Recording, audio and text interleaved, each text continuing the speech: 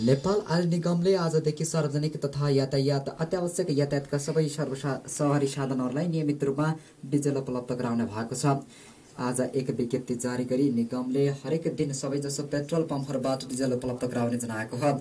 निगमले लामो तथा छोटो दूरीका सवारी साधनलाई अत्यावश्यक मात्रामा डिजल दिने भएको छ।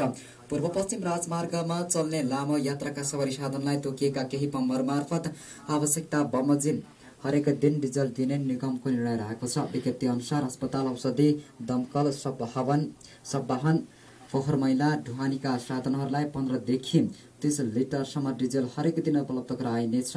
त्यसका साथै अत्यावश्यक खाद्य वस्तु, दूध, ढुवानी, पानी तथा तरकारी बोक्ने गाडीलाई पनि आइतबार, मंगलबार र शुक्रबार आवश्यकता अनुसार डिजल दिइनेछ। त्यसैगरी कूटनीतिक नियोग, राजदूतावास र स्कुल बसलाई सोमबार र बिहिबार 30 लिटर डिजल दिने भएको छ। त्यसैगरी पर्यटक बोक्ने बसलाई पनि आइतबार, मंगलबार र शुक्रबार डिजल उपलब्ध गराइनेछ। निगमका अनुसार सरकारी विभिन्न संस्थान तथा प्रेसका गाडी तथा मोटरसाइकललाई पनि शुक्रबार इन्धन दिइने जनाइएको छ।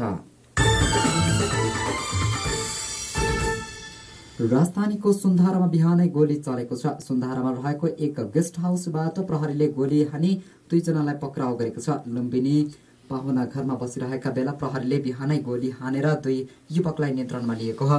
हतियार साथमा राखेको र लुटपाटमा संलग्न रहेको सूचनाका आधारमा प्रहरीले उनीहरूलाई पक्राउ गरेको बताइएको छ।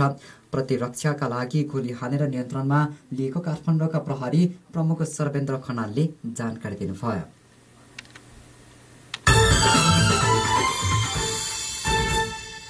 सिन्धुलीमा यस वर्ष 5% धान उत्पादनमा वृद्धि हुने जिल्ला कृषि विकास कार्यालय सिन्धुलीले जनाएको छ।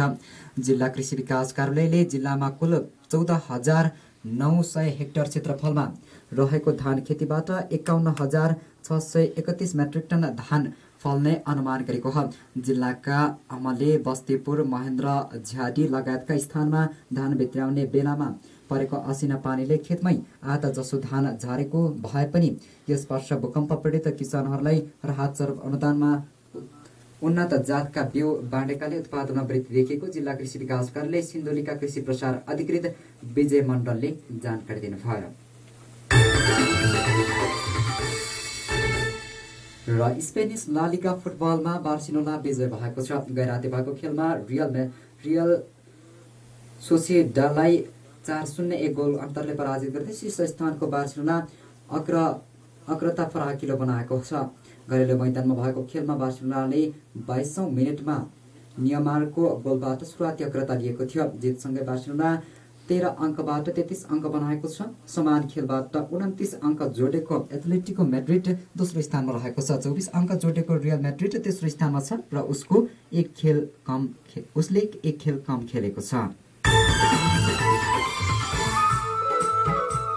तपाईको वरपर पनि जुनसुकै गतिविधिमा हामीलाई 03852 वा fm.news946@gmail.com मा जानकारी गराउन सक्नुहुनेछ। हामी त्यसलाई समाचार बनाई प्रसारण गर्नेछौँ।